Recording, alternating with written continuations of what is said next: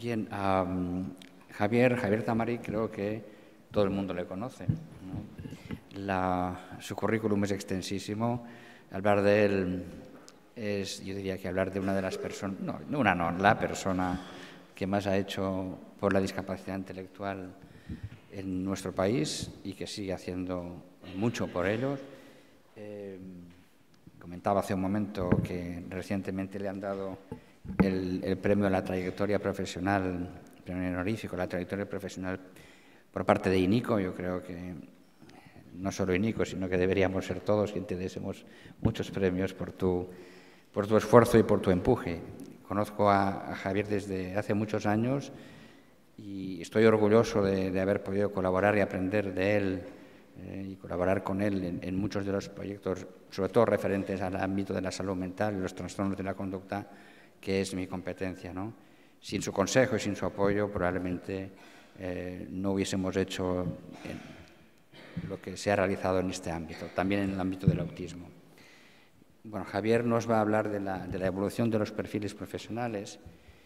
Creo que es un tema interesantísimo, dado que el modelo actual de prestación de apoyos a personas con autismo, con discapacidad intelectual en general, modelo social, inclusivo, nos obliga a replantearnos si aquello que hacíamos más o menos bien, y es lo que hacíamos de hace unos años desde otro paradigma, quizás más asistencial, de prestación de servicios, debe cambiar. Yo creo que no hay ninguna duda que eso debe ser así, ¿no? Y ese cambio no es solo un cambio de tipo estructural, que uno puede pensar que solo por el hecho de salir de un modelo asistencial desde el punto de vista arquitectónico, desde el punto de vista funcional, a un modelo comunitario inclusivo, desde el punto de vista también arquitectónico, funcional, ¿no? Dejar la gran residencia, que todavía existe en algunos casos, y pasar a la pequeña vivienda en la comunidad, eso es suficiente, y con eso ya resolveremos muchos de los problemas o muchas de las cuestiones que nos planteamos a la hora de abordar este colectivo. Yo creo que eso es insuficiente, ¿no? Dicen los ingleses y la gente de Gales, de la que Javier y yo hemos aprendido bastante, y también lo decimos aquí, ¿no? En catalán decimos en el pot petit se guarda la confitura, pero también se guarda el verí, ¿no? En el frasco pequeño se guarda la confitura o la jalea, pero también podemos guardar el veneno, ¿no? Entonces, no solo es estructuras, sino que sobre todo es actitudes, ¿no? Actitudes ligadas a valores y ligadas a formación, ¿no? Las competencias profesionales, técnicas, si no van unidas a actitudes, de poco servirán. Es un punto clave para proporcionar apoyos a personas vulnerables, ya sea en el ámbito de la geriatría, ya sea en el ámbito de la salud mental, ya sea en el ámbito de la discapacidad intelectual y, por qué no, y sobre todo también en el ámbito de las personas con trastorno del espectro del autismo. Eso está muy claro. Y hoy en día las evidencias en relación a la calidad de vida también incluyen no solo la formación y competencias técnicas de los profesionales, sino también las actitudinales. Jim Mansell, un amigo de los dos que conocimos, lamentablemente poco después falleció, nos decía en relación a las actitudes y a las competencias, ¿no? Para proporcionar apoyos a personas vulnerables, a personas con autismo, hay que ser de una manera especial, no solo saber hacerlo, sino ser de una manera especial, y si no, al McDonald's de la esquina. Javier, seguro que aprenderemos mucho de lo que nos vas a contar, al menos yo.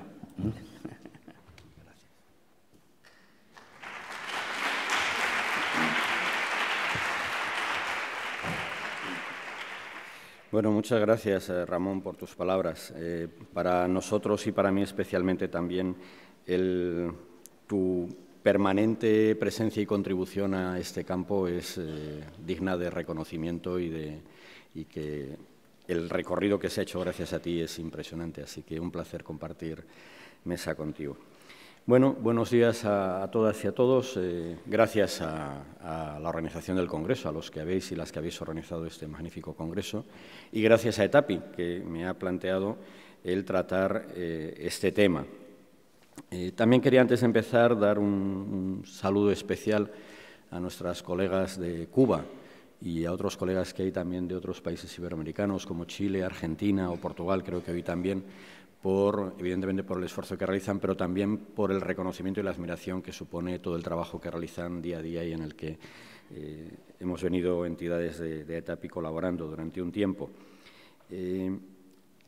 Bueno, mi idea aquí entiendo que viene de parte de ETAPI dentro de su estrategia, que en el plan estratégico que está vigente y que va hasta 2016, cuenta con un resultado esperado que dice, dentro de un eje concreto, que dice contar con un estudio sobre perfiles profesionales en trastornos del espectro de autismo. Y yo lo que voy a hacer es, bueno, pues compartir con vosotras y con vosotros algunas ideas o algunas reflexiones de, bueno, esto, como bien decía Ramón, ¿qué supone? Y evidentemente una de las claves que supone es un cambio propio de cambio de mirada, un cambio también en los roles profesionales, en los perfiles profesionales, muy vinculado a actitudes, a creencias, a valores, además de a la competencia técnica. Yo, preparando esto, recordaba cuando tuve ocasión también de estar en ETAPI cerrando el Congreso de Zaragoza hace 4 años, yo acababa con estas 2 diapositivas. Ahí yo decía, suelo comentar mucho con nuestro querido ET, ¿no? Como el profesional excelente, decía, debería ser un poco alienígena, perdonarme todos los profesionales de autismo, pero en el buen sentido, ¿no? ET con el acrónimo de ser una perfección en la técnica, pero también en la ética y en la empatía. Ese acrónimo de ET me parecía que vinculaba y yo recordaba en ese momento. Y también llevaba a cabo la transparencia anterior, como ahí empezaba a plantear, o yo por lo menos reflexionaba sobre lo que ahora sería la persona que ejerce la profesión en el ámbito del apoyo a personas con trastornos del espectro de autismo, que pasábamos de cuando antes era prácticamente no imposible, pero muy costoso acceder a la última información, a la información más actualizada, a cuando ahora la tienes en un clic de ratón, la tienes inmediatamente a tu disposición. O que estamos en un proceso en un ámbito de complejidad, no de sencillez, ¿no? Ramón y yo hemos comentado muchas veces cómo esa ilusión de considerar la linealidad de las conductas, de las alteraciones y enfrentarnos claramente a la complejidad y a las múltiples variables y complejas que tiene, bueno, pues eso es en general, yo creo, también nuestra necesidad de prepararnos para abordar ambientes complejos en los que no está tan claro nuestra capacidad permanente de predicción, ojalá la tuviéramos, de cuál puede ser la mejor alternativa. Un proceso también de cambio en cuanto que vamos a modelos de colaboración y de saber compartido entre muchas disciplinas y muchas personas, las propias familias, las propias personas con trastornos del espectro de autismo.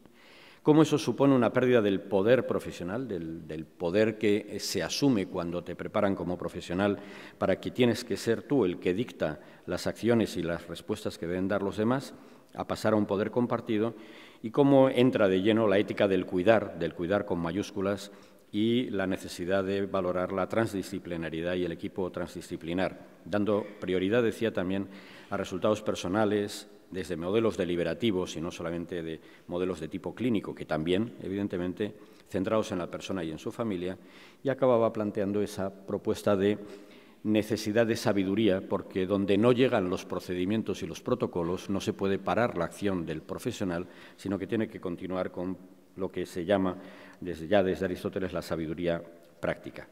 Bueno, pues en esta propuesta, avanzando desde lo que ahí se planteaba en Zaragoza y el interés de ETAPI por gestionar este tema, voy a hablar voy a plantear alguna serie de cuestiones. La primera que me surge a mí es de qué profesiones o de qué profesionales estamos hablando, ¿no? Cuando los perfiles profesionales y la evolución de los perfiles profesionales, ¿de qué profesionales estamos hablando, ¿no?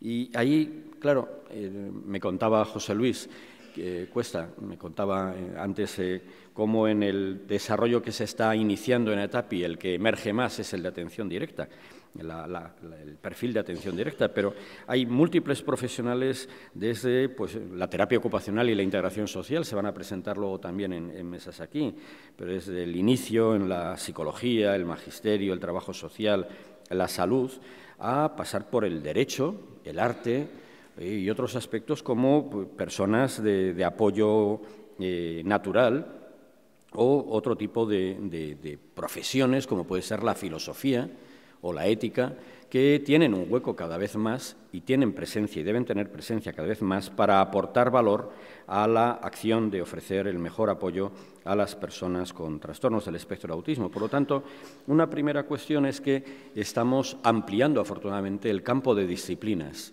que se requieren y se necesitan para ofrecer la mejor respuesta. Y eso es muy, muy importante, pero evidentemente supone un reto muy grande de cara a la formación y a la capacitación y a asumir y a valorar las competencias de las personas que tienen que dar ese tipo de apoyos.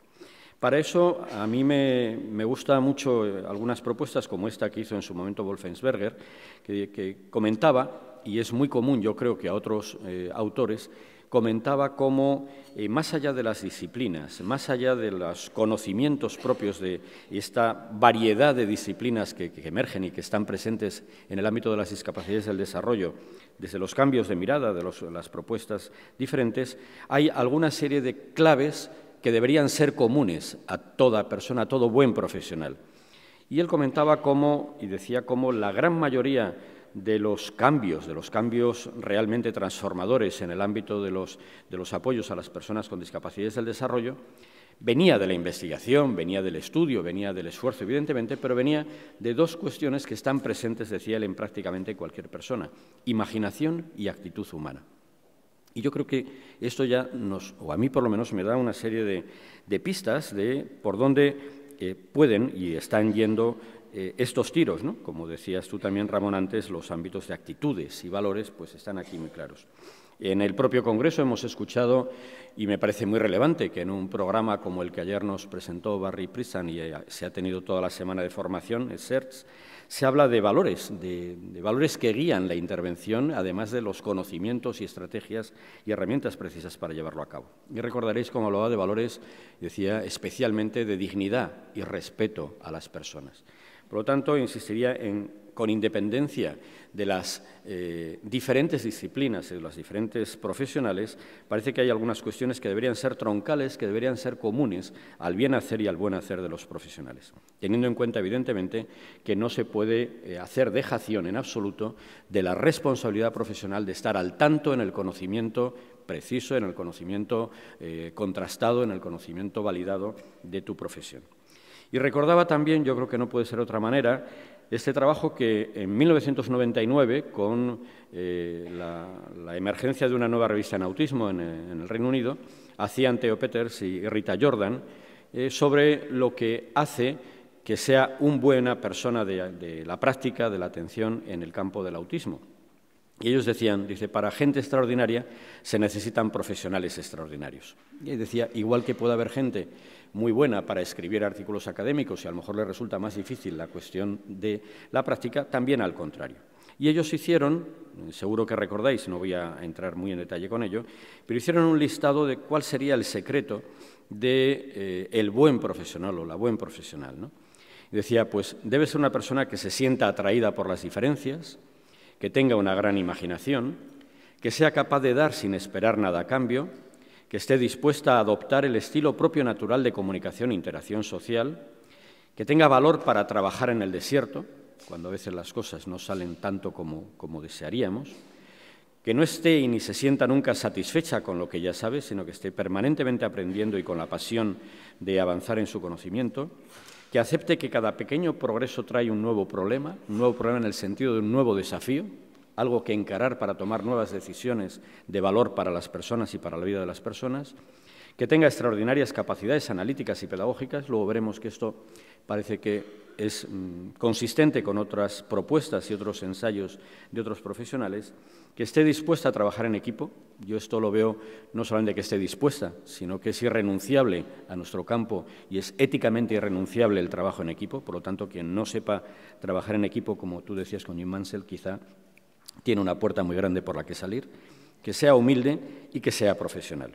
Y aquí también me ha agradado, en el ámbito del Congreso, pues las propuestas como las que ha hecho Ruimán Tendero, por ejemplo, de cuando vamos a salir a los contextos naturales, los roles y las competencias profesionales son diferentes, como tú bien decías, cuando estamos en otros contextos distintos. Bien es verdad que también debemos tener esa cautela de o la esencia o el veneno, pero las situaciones son diferentes. Y él nos hablaba de pasar, o además del papel experto, ser compañero de viaje, de la flexibilidad, de la creatividad o de algo, yo creo que muy importante, de la preocupación por dejar huella en el entorno.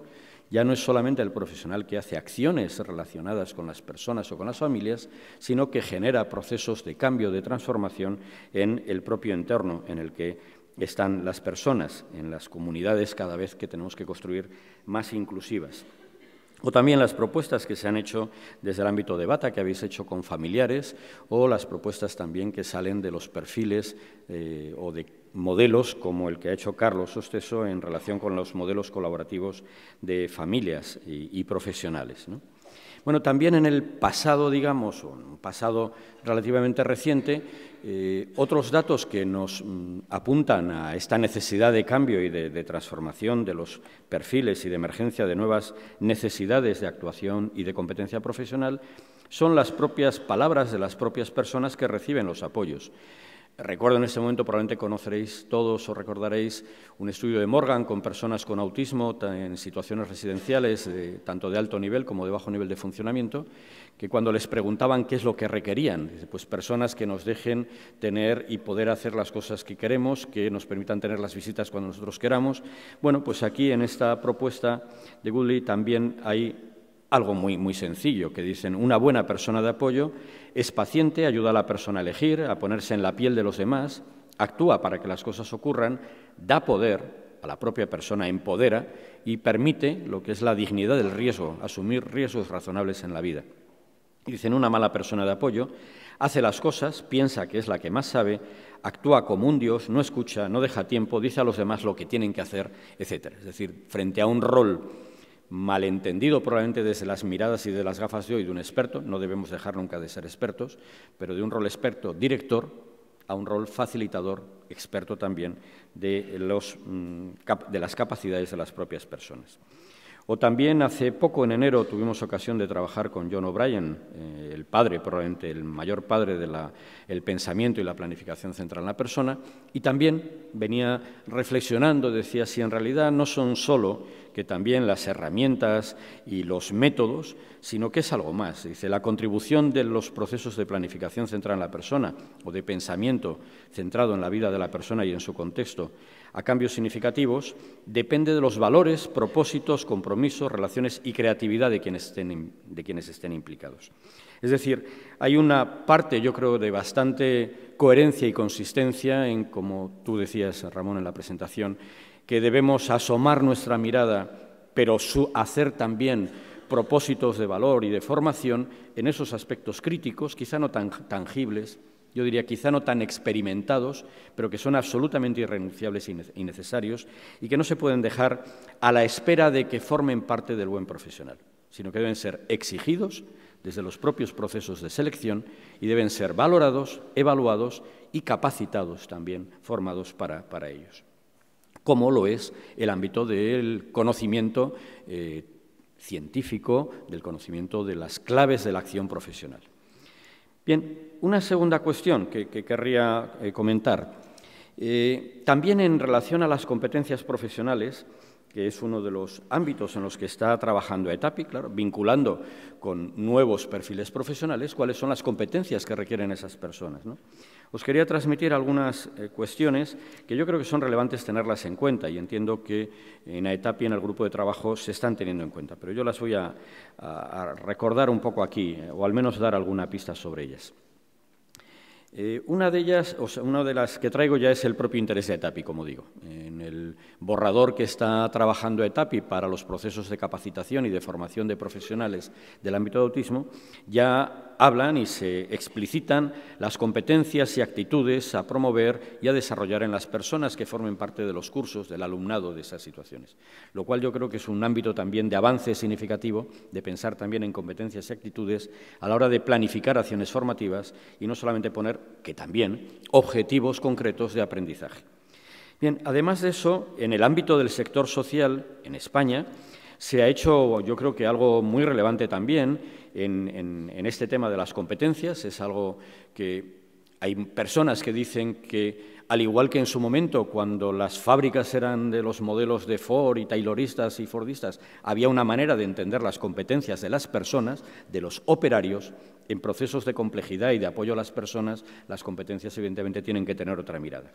Y ellos hablan de las competencias como un conjunto complejo de atributos y capacidades que tenemos cada persona y que las podemos desarrollar y que se reflejan en comportamientos concretos. En este documento, que está en PDF, en Internet, que hizo el tercer sector social de Vizcaya, con un equipo de consultoría, hablan de todo esto, de cuáles serían las competencias clave en las organizaciones del tercer sector social.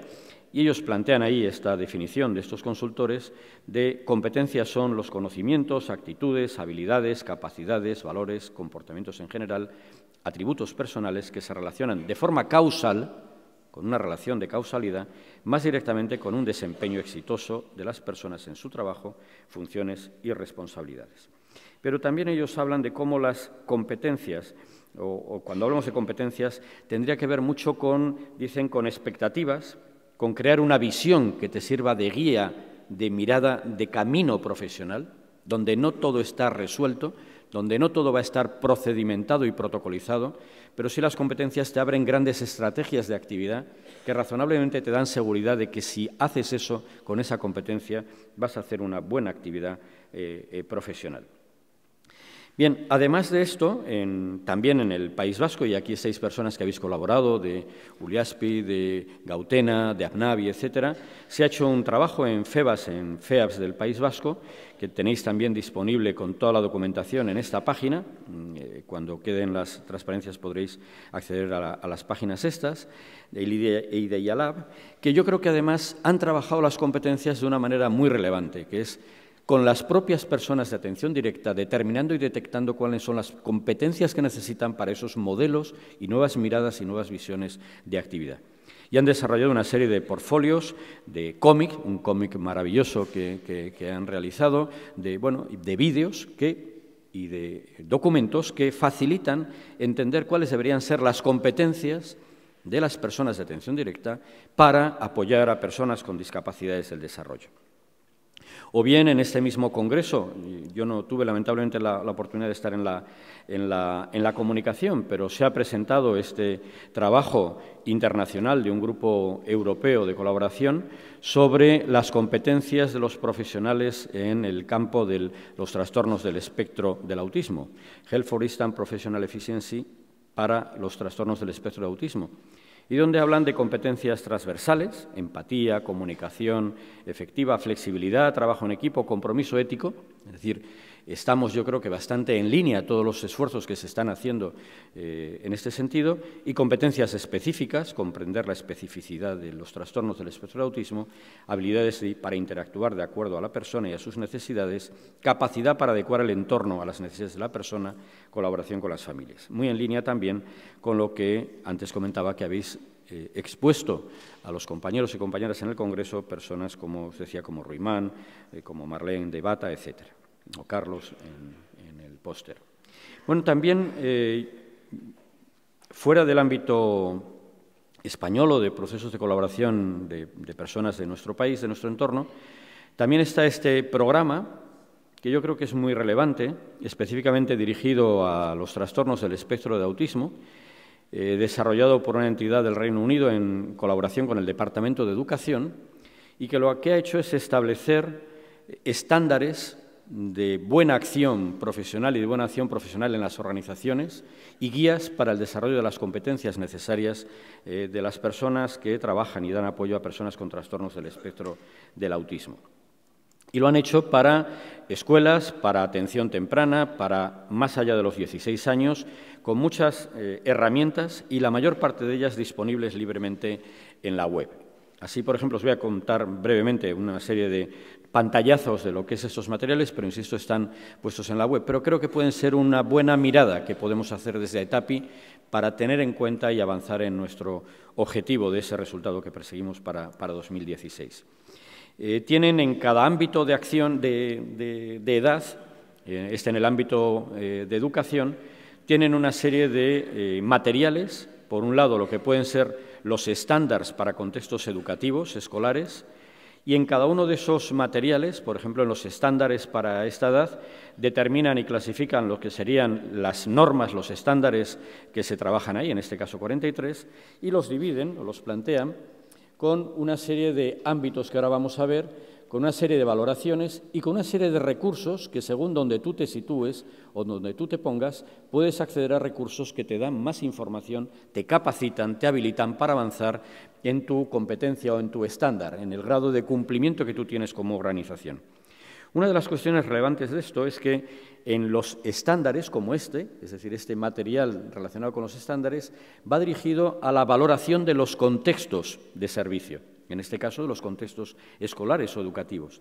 Y cómo, bueno, son estos ámbitos, en este caso el ámbito del alumno, el ámbito de construir relaciones, el ámbito del currículum y del aprendizaje o el ámbito de capacitar entornos para la actividad. Y luego en los otros documentos que tienen, por ejemplo, en este caso también para la etapa escolar, hablan del marco de competencias profesional.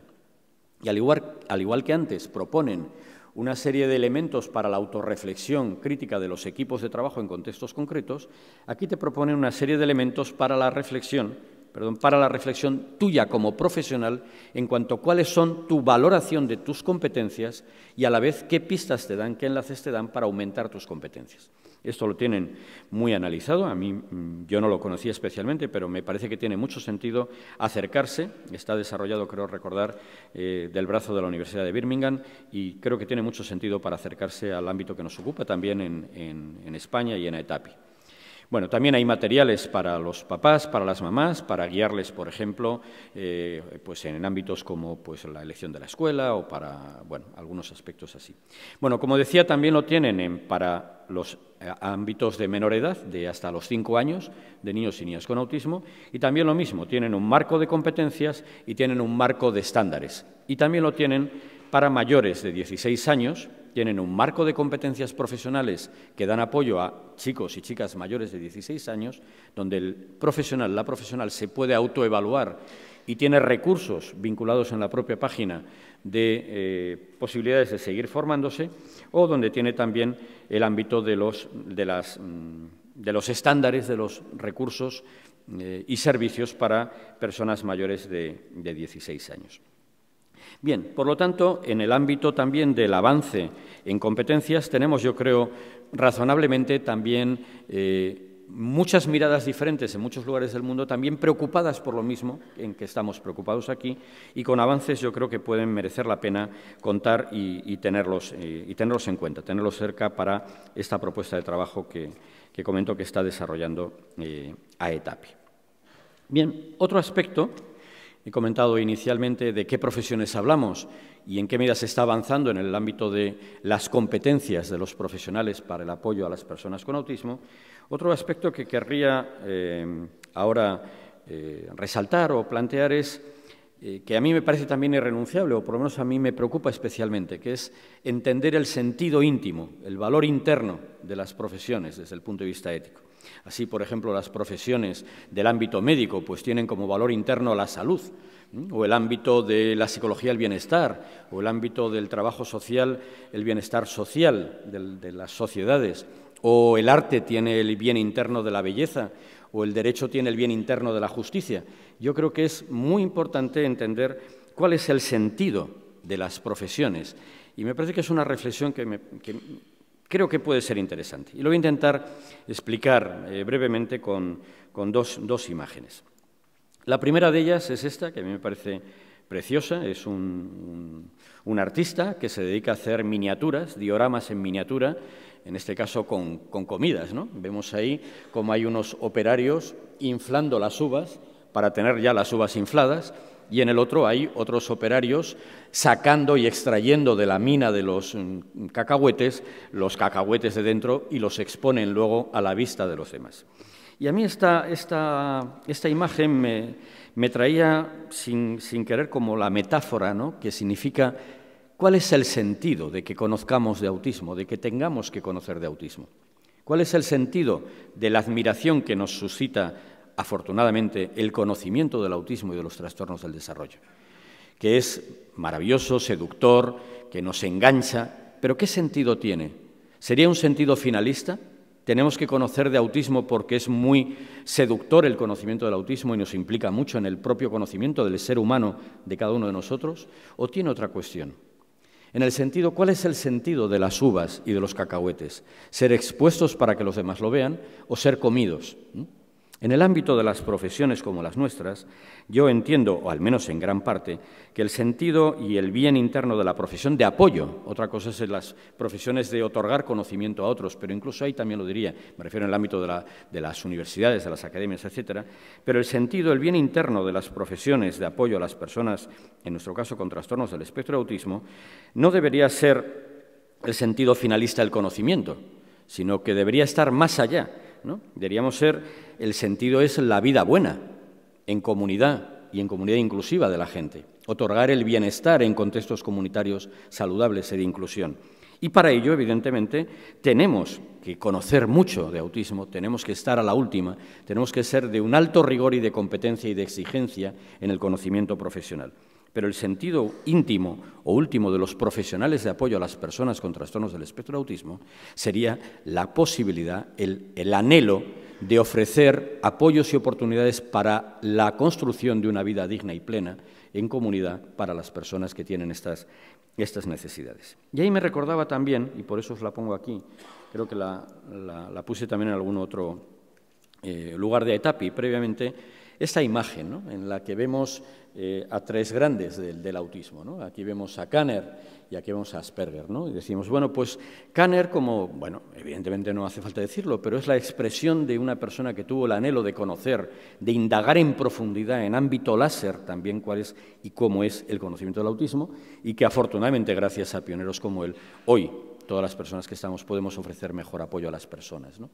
Y estaba también Asperger, que Hans Asperger, su sentido de su conocimiento, él decía en el año 43, en alguna entrevista que le hacían, que era poder ofrecer competencias y capacidades, poder ofrecer la mejor educación, la pedagogía terapéutica que decía, porque estas personas tenían la posibilidad y la capacidad, si se les trataba con respeto y afecto y con competencia, para tener un hueco en la sociedad, decía él, ¿no? Y claro, entre ellos está el señor Triplett, Donald Triplett, que fue ese niño que en 1938 vio por primera vez Leo Kanner, con 5 añitos, por lo tanto el señor Triplett tiene ahora 81 años, que lo que dice es que el sentido para él no tiene nada que ver el conocer de autismo. Cuando él hace una entrevista dice, yo no sé nada de autismo ni tengo ninguna necesidad de saberlo, no quiero saber nada de autismo. Pero él sí quiere estar en una comunidad que le reconoce. Sí, él dice en su entrevista, me gusta jugar al golf, me gusta hacer algún hoyo y tener éxito, tengo amigos aunque no tengo un amigo íntimo y me gusta estar en misa los domingos, en las celebraciones religiosas y encontrarme con la gente que conozco y que me quiere. Luego, por lo tanto, el sentido, creo, importante en este ámbito, en nuestra profesión, tendríamos que verlo como realmente ese sentido finalista de ofrecer los mejores apoyos y oportunidades para la construcción de una vida digna y plena en contextos comunitarios inclusivos. Y para ello, insisto, necesitamos tener un alto grado de competencia y de conocimiento y de exigencia técnica y profesional clave. Bien, otra propuesta también en relación con esto. Además de ese sentido de la profesión, lo que estamos es, antes lo comentabas tú también, Ramón, inmersos en servicios, en contextos de servicios. Y ahí también tenemos otro reto que nos supone este ámbito de reflexión sobre la emergencia de perfiles diferentes, competencias diferentes en la acción profesional. Porque fruto y consecuencia irrenunciable de una mirada más a la persona que al trastorno, es una necesidad de mirar a los servicios como servicios orientados más a la persona que a los trastornos. Y cuando hablamos de servicios centrados o apoyos centrados en la persona, también eso nos está suponiendo ciertas claves para entender cuáles pueden ser nuevas acciones profesionales, nuevas necesidades, nuevas competencias y nuevas necesidades también en este ámbito.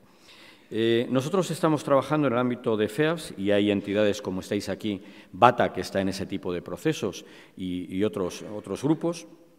Estamos trabajando en lo que denominamos proyectos de transformación de los servicios. Puesto decimos, nuestros servicios fueron creados cuando mirábamos al déficit y ahora miramos a la persona, debemos transformar los servicios para asegurar que miran a la persona y no al déficit. Necesitamos una mirada diferente de los servicios, pero reconociendo lo bueno que han tenido y tienen los servicios que tenemos. Por eso ponemos la imagen de la caravana. Necesitamos que nuestros servicios hagan acopio de lo bueno que tienen en la tierra y en el territorio en el que están y claramente decidan y tengan el anhelo de ir a un nuevo territorio que saben que puede ser mejor para las personas. Pero no van de vacío, se llevan lo bueno que llevan, pero tienen que ir a otro territorio. Y van a un territorio desconocido donde no sabemos. Servicios centrados en la comunidad, servicios que apoyan y apuestan por la inclusión máxima, por el protagonismo de las personas, etcétera, son servicios que no es fácil que vayamos a algún sitio a ver cómo están, porque en el mundo en general, aunque hay evidentemente lugares excepcionales, se está haciendo este viaje de transformación. Bien, en este caso nosotros en concreto se están haciendo en atención temprana en una primera fase, y aquí estáis en Cataluña, hay 5 centros de atención temprana que estáis desarrollando ese proceso de transformación, de apoyo de transformación, para generar un impacto colectivo en la transformación. Están 38 centros de atención temprana de toda España, están ahora 33 colegios de educación especial que quieren evidenciar que quieren hacer prácticas inclusivas, ahí estáis Aleph, Pauta, etcétera, y están también centros ocupacionales y están también en proceso de un proyecto que llamamos de buena vejez, todos ellos haciendo de manera colectiva y compartida un viaje de transformación del modo de entender los servicios. Y eso, evidentemente, conlleva una necesidad imperiosa de reflexión sobre cuál es mi papel como profesional en esos servicios centrados en la persona. Entre otras cosas porque ya desde esa perspectiva nuestras profesiones no van tanto orientadas a la terapia. No sé, antes decía, pues la gente que necesitamos del arte o del derecho no va tanto orientado a la terapia, no es arte-terapia, sino el arte como una manifestación esencial de la cultura humana y se dirige a la persona también y no al trastorno. Bueno, en este ámbito de transformación, afortunadamente también está habiendo muchos ensayos y personas, muchas de ellas muy conocidas por todas nosotras y nosotros, como Robert Saloc y Miguel Ángel Verdugo, que están también dándole vueltas de cómo deberían ser esos procesos de transformación y qué implica, ¿no? Y ellos nos hablan en un artículo reciente de 2013 de que es un proceso que tiene múltiples fases, que es largo. Los procesos de transformación, como implican transformación de la cultura, son de años, pero requieren permanente constancia y adelante, es como las ruedas dentadas, te puede costar mucho añadir un diente más en el engranaje, pero no puedes ya volver atrás, pero tienes que estar permanentemente avanzando en ello. Y dice, implica ese proceso que haya una clara visión compartida. Yo creo que aquí en AETAPI tenemos muy claramente la visión, y es una visión compartida, de lo que es la acción profesional destinada a las personas y a las familias, una comunicación clara, y pongo en negrita un ámbito absolutamente alto, elevado e intenso de compromiso, de engagement constructivo, de equipos, dicen ellos, de alto rendimiento. En los datos que nosotros tenemos de los participantes y las participantes en los servicios que están en el proyecto de transformación, cuando rellenan escalas de engagement, de vinculación positiva con el trabajo, son afortunadamente muy elevados. Tenemos grandes personas, profesionales implicados, con independencia de que, evidentemente, las condiciones son muy complejas en muchos ámbitos, como las propias condiciones laborales. Resultados personales logrados con equipos que manifiestan alta satisfacción y buenas condiciones, sería una clave, y hablan de la creatividad como factor esencial, y es una de las cuestiones que se comentan también en el Congreso. Y dicen, la creatividad no debe ser considerada un proceso solitario.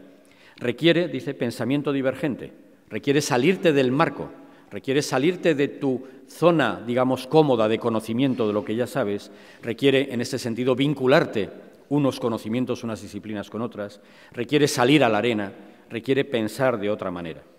Y requiere también identificar e involucrar a personas autónomas, introvertidas, dicen ellos, es decir, que tienen un sentido interno de cualidades esenciales, analíticos, objetivos, capaces de encontrar relaciones en sistemas complejos, abiertas a nuevas experiencias, que dudan de las normas, seguras de sí mismas, que se aceptan a sí mismas con impulso y ambiciosas.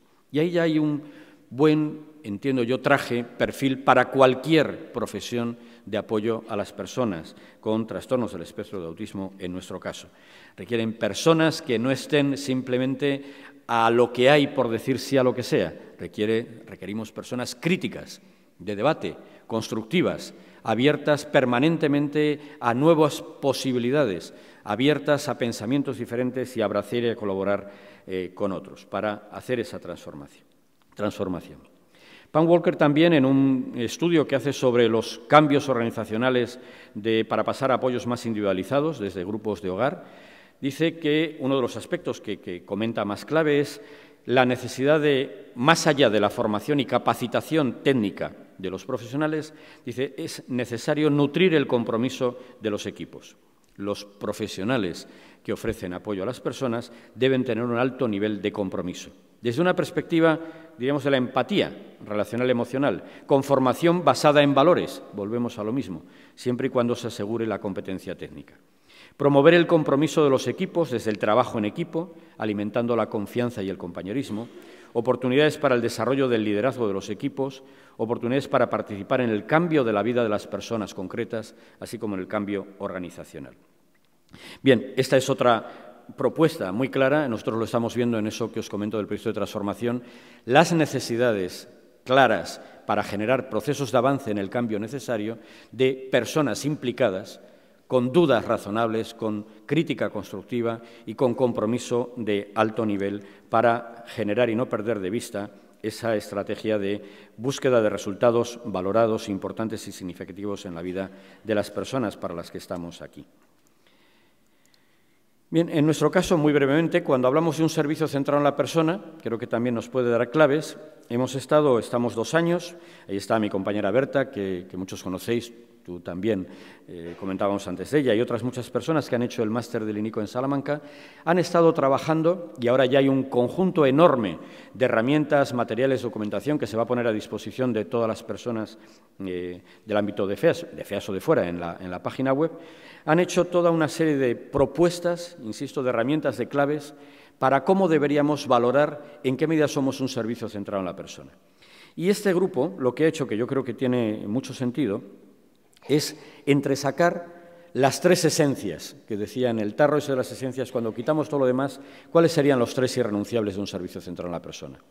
Y habla del protagonismo y de roles de ciudadanía plena en las personas, en las propias personas con discapacidad, su liderazgo, la personalización de los apoyos. Requeriremos sistemas de apoyo integrados como sistema, no muchos apoyos sueltos, sino integrados y coordinados, y por lo tanto, como bien sabéis, ahí es cuando emergen, ya lo decíamos en AETAPI en 2002, recordábamos de lo que ya se decía a través de la Asociación Americana de Discapacidad Intelectual y el Desarrollo, emergen perfiles de coordinación de sistemas de apoyo integrados, facilitadores, indagadores y rastreadores de oportunidades en la comunidad, consultores que ofrecen un hombro amigo a las personas cuando lo necesitan y en el momento que lo necesitan, etcétera. Es decir, la clave de un sistema integral y coordinado personalizado de apoyos implica también ese tipo de aspectos en relación con las personas que damos esos apoyos. Y la tercera clave, maximizar la inclusión, maximizar las oportunidades de participación y desarrollo comunitario. Por lo tanto, nuestras propuestas han de estar en la calle, en los contextos naturales, donde la gente tiene la vida y donde construye su vida. Y, entre otras cosas, porque es un derecho. Ya no es una cuestión de que esto lo diga la ciencia o el conocimiento, sino que es un derecho de la gente. No quita que en algún momento, lógicamente, se necesiten contextos de alto nivel de especialización y contextos de alto nivel de control por parte de los profesionales, pero en general las cuestiones que nos depara, en mi opinión, el futuro es que vamos a tener que hacer mucho más en la calle, en los contextos naturales, en las casas y en un contexto, por lo tanto, de mucha mayor incertidumbre y, por lo tanto, tendremos necesidad de competencias de afrontamiento, de falta de control, de incertidumbre, etcétera. Y además otra clave en esto es que se nos abre un conjunto de posibilidades para perfiles de apoyos naturales en contextos naturales o apoyos comunitarios en los contextos de la vida de la gente. Por ejemplo, ahí surgiría una pregunta. ¿En qué medida ETAPI no debería proporcionar sistemas de capacitación básica, sencilla, para personas, por ejemplo, de los cuerpos de seguridad, la policía municipal? Nosotros estamos dando, las propias personas con discapacidad intelectual están dando formación en los colegios de abogados a abogados y abogadas de toda España sobre los derechos de las personas con discapacidad, de la Convención de la ONU. ¿En qué medida no debemos generar también ese tipo de competencias en apoyos para grupos naturales? Yo creo que ahí en ETAPI se nos abre toda una línea de capacitación y de formación que ya no es tanto la interna de los profesionales que directamente damos el apoyo a las personas o familias, sino la capacitación de personas del contexto natural que requieren también en sus propios perfiles de competencias para afrontar la relación significativa y buena con personas con trastornos del espectro del autismo. Bien, otra cuestión clave, también la comentabas tú, Ramón, antes, es el cambio de la mirada de las personas con discapacidad está haciendo que surjan nuevas necesidades también. Me gusta este artículo que habla en ese neologismo de la posabilidad, en vez de posibilidad, hacia una perspectiva de la posabilidad, ¿no? Dice, lo refiere a discapacidad intelectual, pero entiendo que podría ser lo mismo para otras discapacidades del desarrollo, como las personas con trastornos del espectro de autismo. Dice, la discapacidad intelectual implica una ética del cuidado que reconoce la contribución a la comunidad y la reciprocidad de las relaciones, de ser mera receptora de apoyo a ser contribuyente al bien común.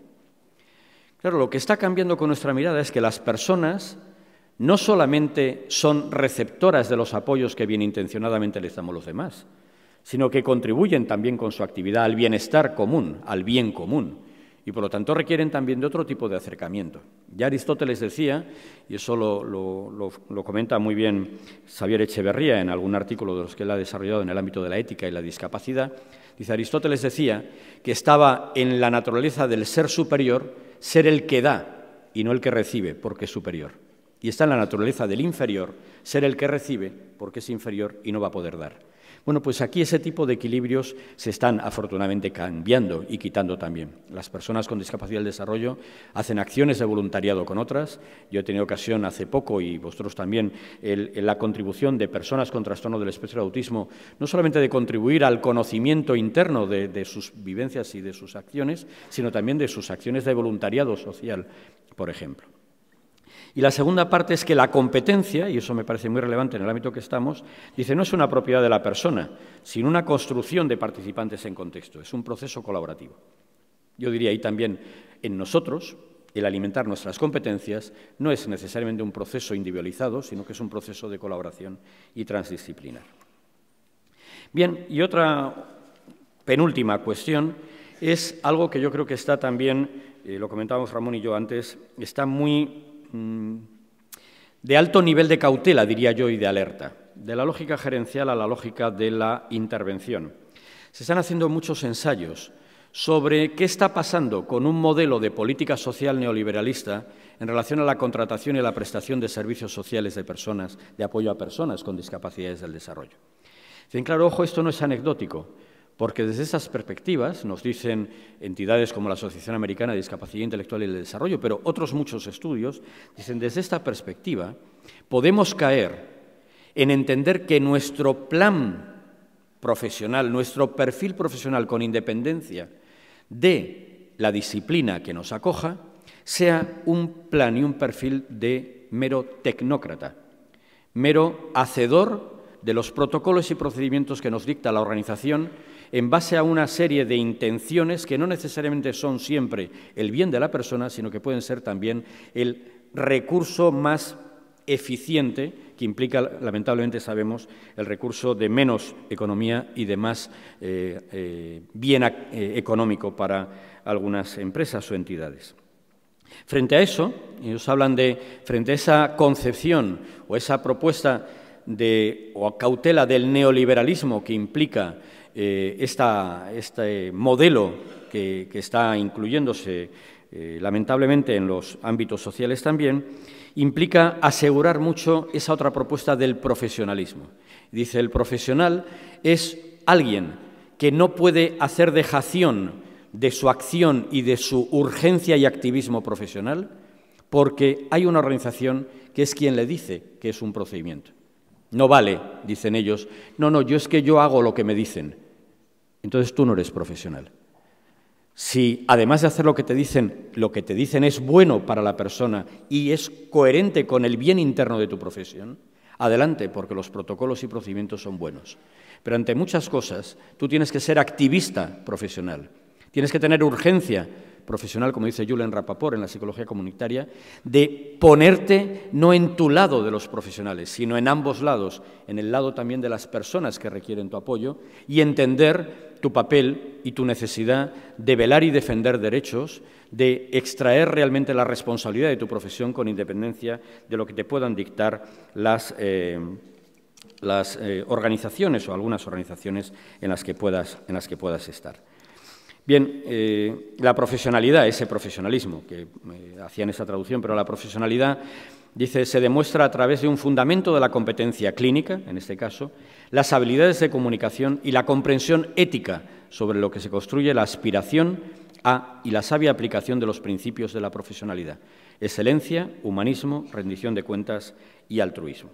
Bien, yo creo que es un tema crítico. Cuando nosotros estamos, afortunadamente desde hace tiempo, generando y dibujando el territorio de nuevos profesionales, de nuevas personas que suman y no compiten para generar los mejores apoyos a las personas en sus contextos y con ese sentido finalista de su calidad de vida, creo que merece la pena no olvidarse y reflexionar de lo que es ser profesional. Y es, dicen, no ser tecnócrata. Bien, y por último, hay un aspecto yo creo que muy importante de lo que la propia persona demanda. Y aquí me vais a permitir manifestar mi honor y mi orgullo, al igual que tuve la oportunidad al principio del Congreso, de una manera anecdótica, de poder compartir e introducir a una persona tan relevante como Ángel Díez Cuervo. En este caso me vais a permitir compartir e introduciros a otra persona también tan relevante para ETAPI y para el mundo del autismo como el doctor Joaquín Fuentes. Tuve ocasión de estar con él hace poco, en octubre, con una acción que realizó Gautena, y me comentó, acababa de comentar que tenía un artículo en una revista, la revista de mayor impacto mundial en psiquiatría y psicología del niño y del adolescente, que estaba muy contento de que ese artículo, además, se pusiera ya por primera vez en varios idiomas. Está disponible, ha conseguido que se ponga disponible gratuitamente en la web de la revista de la Academia Americana de Psiquiatría del Niño y del Adolescente. Está disponible y decía también el orgullo que quería sentir y manifestar de que en España se pudiera haber ofrecido esto de su mano, de que además saliera en euskera, en castellano, en francés, además en inglés, y que estaba pendiente ya de traducir al árabe, al urdun, en Pakistán, etc. Y él me comentó, dice, no voy a poder estar en ETAPI porque justo hoy él está enseñando y transmitiendo esta propuesta suya en la Convención Médica de una universidad de Ginebra. Está en un centro médico universitario de Ginebra, en Suiza.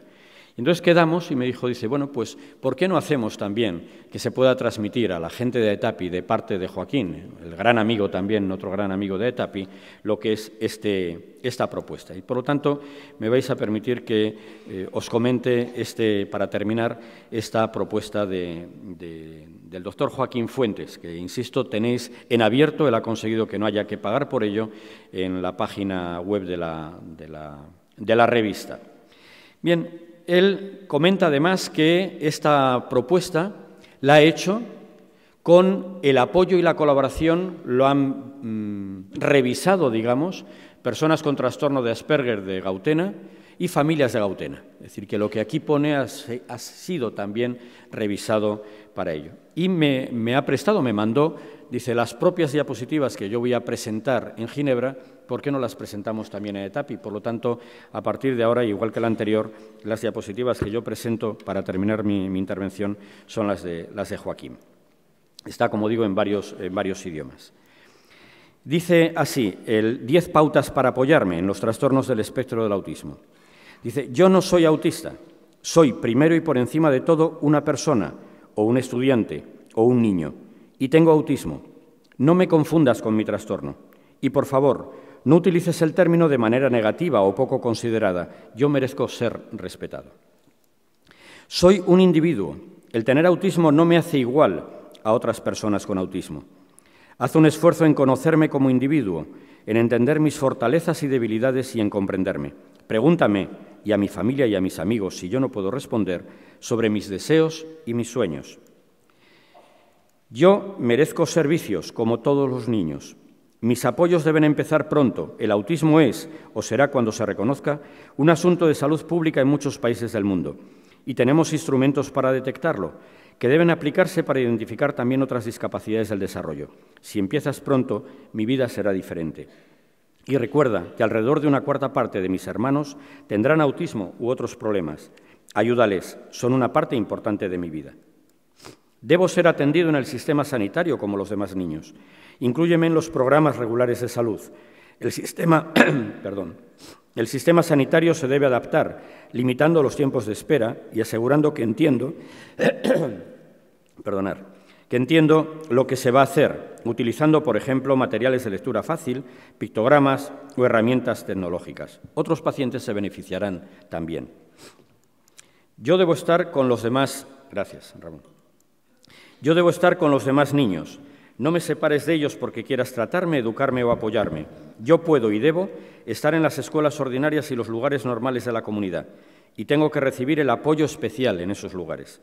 Tengo algo que enseñar a los demás niños y debo aprender algo de ellos. Yo soy parte de mi familia. Planifica conmigo mi futuro y mis transiciones. Yo soy quien debo decidir, y cuando mi capacidad para hacerlo sea limitada, mi familia y mis amigos hablarán por mí. Ninguna agencia pública puede ocupar el sitio de mi familia y, por favor, asegura que nuestra sociedad valora la generosidad de mi familia cuando me apoyan en su lugar. Yo merezco los servicios correctos, basados en la evidencia científica. Puede no ser fácil tenerlos, pero cuando los tengo me ayudan mucho. No sustituyas mis apoyos educativos, sanitarios o sociales con la medicación. Puedo necesitar medicamentos y deseo que haya nuevos tratamientos biológicos, pero debes tener precaución al usarlos. Cuenta conmigo en proyectos de investigación. Implícame con una plena protección de mis derechos. Yo quiero ayudar a otros también. Soy parte de la sociedad. Haz que tenga formación profesional. Yo deseo contribuir. Los servicios que necesito en mi vida adulta deben guiarse por mi autodeterminación, mis relaciones y mi inclusión en todas las actividades de mi comunidad. Tu objetivo debe ser adaptar el entorno que debo afrontar y modificar los lugares y las actitudes. Eso hará nuestra sociedad mejor. Yo tengo mis derechos humanos y sufro discriminación por muchos motivos. Muchos de nosotros vivimos en la pobreza sin apoyo comunitario. Algunos somos emigrantes y minorías, incluyendo minorías sexuales. Mantén una perspectiva de género. Las chicas y las mujeres con autismo tienen a menudo un riesgo mayor de violencia, lesión o abuso. Pertenezco a este mundo y tengo un papel que jugar. Nosotros y mis representantes legales queremos estar implicados en la elaboración de las políticas, su desarrollo y su evaluación. Tú necesitas mi ayuda para saber qué debe hacerse. Empodérame. Recuerda mi lema. Nada sin mí, sobre mí, sin mí. Bueno, como os decía, gracias, Joaquín, cuando veas esto, por darnos esta oportunidad. Como os decía, esto también viene, en mi opinión, muy al dedo, como anillo al dedo, a la necesidad también de ponernos en lo que las propias personas nos piden y nos exigen como tal, porque nuestra acción profesional debe ser guiada por sus exigencias y por sus anhelos, y no solamente por nuestros intereses lícitos de tipo profesional. Y bien, y acabo con esta diapositiva, que creo que también es, bueno, me da una cierta libertad para mostrar la idea con la que quiero terminar. Como profesionales, entiendo yo que, visto el mar de fondo bueno y necesario que hay en todo esto, debemos estar permanentemente mirándonos de nuevo en nuestro espejo, en el espejo de nuestra acción profesional. Y aquí, como viene esta imagen, a veces podemos pensar, cuando te miras en el espejo, que eres el rey o la reina, y a veces tenemos que empezar a pensar que somos peones necesarios, absolutamente necesarios, en la construcción de una vida significativa mejor para las personas. Y debemos preguntarnos cuestiones. Necesitamos saber mucho de un tema, pero no necesitamos saber mucho o poco o algo de muchos temas, aunque no sean los nuestros. No deberíamos abrirnos y abrazar conocimientos de otras disciplinas, al igual que pedimos que los conocimientos que tenemos los abracen otros modos, otras personas. Deberíamos tener también una necesidad y una urgencia de reflexión profesional, una exigencia y, como decían antes, un altruismo. La necesidad, el compromiso de etapa y permanente, ya más de 30 años en la acción profesional, ante estas situaciones, yo creo que es claro y es de admirar. Y yo, en ese sentido, como cualquiera de vosotros y vosotras, creo que tenemos muchos motivos para sentirnos orgullosos de esta asociación. Una asociación que sigue preguntándose qué necesitamos ahora, quizá más que en otros momentos, preguntarnos cuál es nuestra acción profesional, mirarnos ese espejo y determinar qué es lo que somos y, sobre todo, qué es lo que debemos ser. Nada más. Gracias.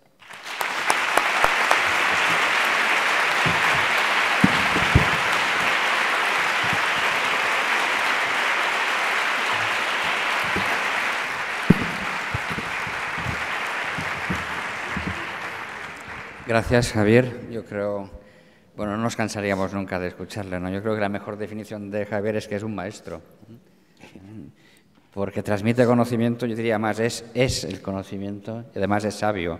No sé si por la experiencia o por la edad, eso ya dirás tú, como los griegos, ¿no? Que los sabios eran los mayores. Y por la edad, yo. Ya por la edad, a punto de jubilarte, ¿no? Sí. No se jubilará nunca, seguro. Pero realmente nos ha dado una lección sobre cómo deberíamos entender lo que significa el apoyo a personas con trastorno del espectro del autismo y también con discapacidad intelectual. Creo que debe haber alguna pregunta en la sala, ¿sí? ¿Algún comentario, pregunta? Esta interesante ponencia.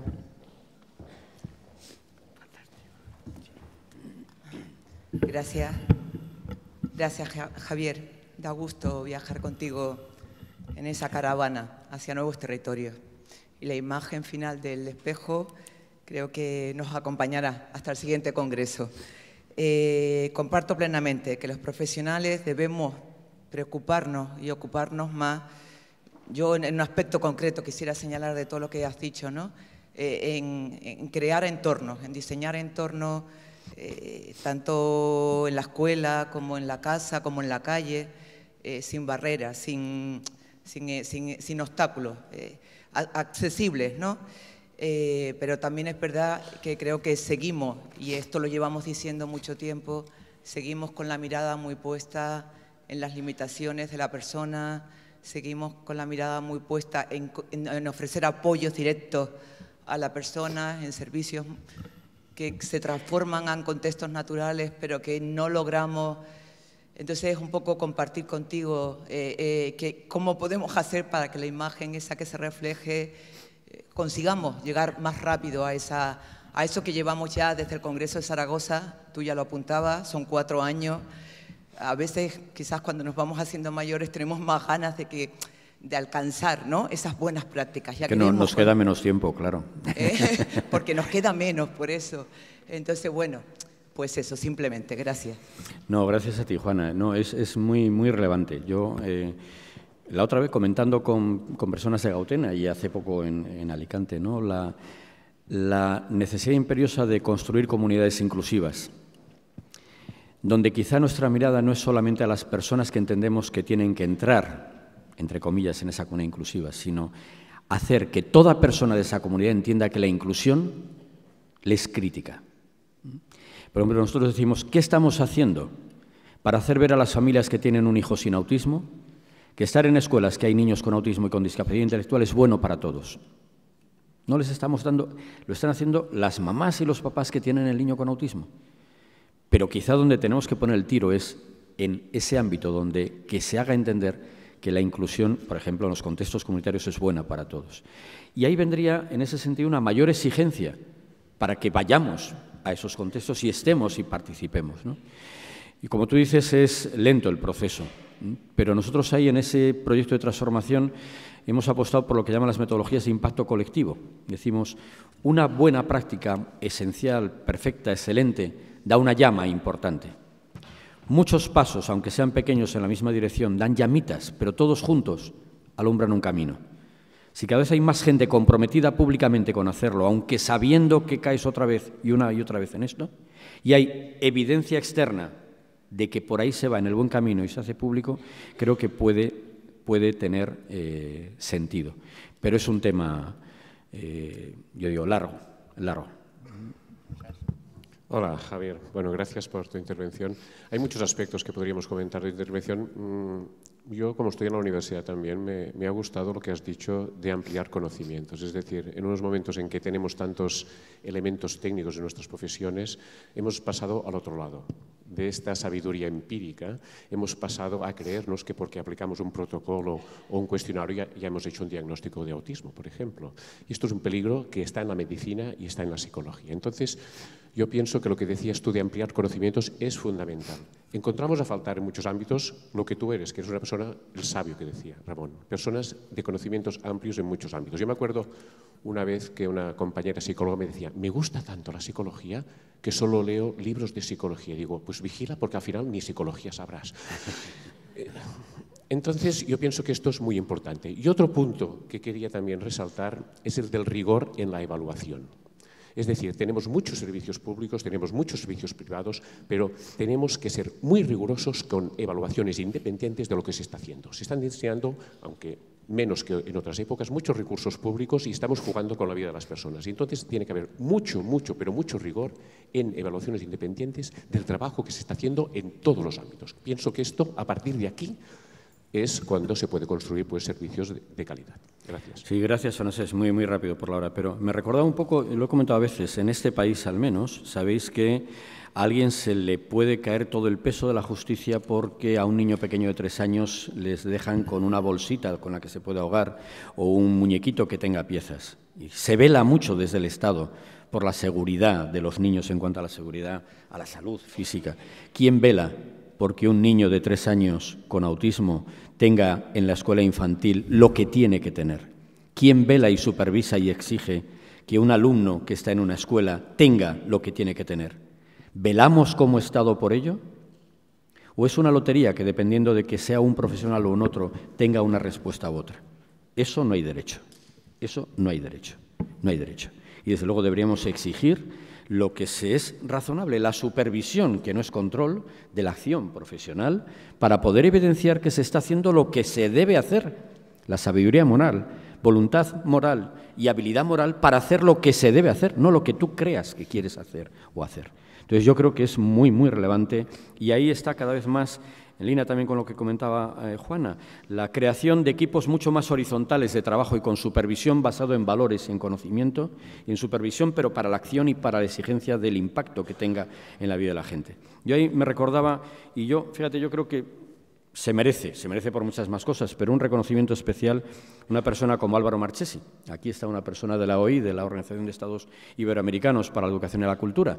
Álvaro, cuando estaba en el gobierno socialista en responsabilidades de educación, generó una respuesta, hoy la que tenemos, para apoyos muy específicos a personas con autismo, con discapacidad, etcétera, y crearon, y otras muchas personas, Climent Giné, etcétera, y tú lo conoces muy bien, Juana, porque estuviste en esos orígenes, microunidades, equipos que estaban a la acción. Ahora, esos equipos tienen que tener la exigencia, no solamente de la autoexigencia, que es razonable y la tenéis, sino la exigencia externa, la exigencia de alguien que vela porque al final la familia, el niño o ese adulto que tiene esas graves alteraciones de salud mental, tenga lo que debe tener, aunque no sepamos hacer lo que deberíamos hacer, porque todavía la ciencia o nuestra experiencia no nos lo ha dicho. Me parece crítico, Francés. Gracias. Creo que no tenemos tiempo para más preguntas. Gracias, Javier, porque el debate sería larguísimo, ¿no? Y a mí yo he llenado hojas de cosas que quería preguntarte, entre ellas cómo ligar la planificación centrada en la persona y la planificación centrada en la cognición en personas con autismo. Pero no contestas en el café. La contestas en el café. Gracias de nuevo y dejamos paso a la nueva mesa.